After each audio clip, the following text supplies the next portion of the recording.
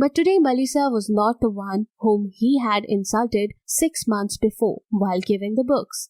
Andrew started asking about the number of papers in UPSC from Melissa, on which Melissa explains the entire syllabus in 2 minutes and asked Andrew a question on a recent event on the international affair. But poor Andrew was not aware of the current affairs needed for UPSC exam.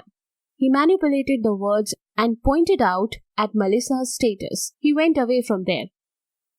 Now, time passed and the pre-UPSC exams arrived. Melissa passed the exam, but Andrew could not pass. He told that he did not appear in the exam that year. Melissa had passed, but she did not tell her mistress and Andrew about that.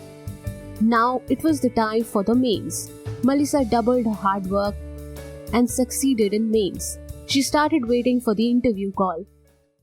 But the day she was supposed to go for the interview, her mistress forced her to come for work. She told her that if she doesn't come that day, then her services will no longer be needed.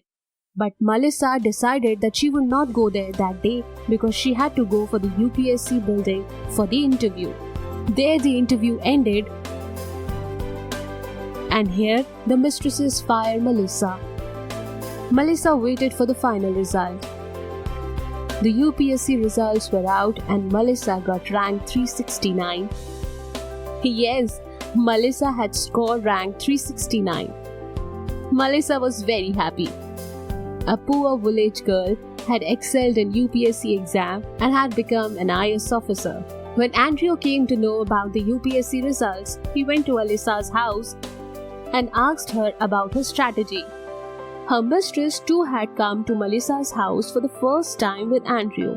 Melissa thought that there was a day when her mistress and Andrew used to point out her status.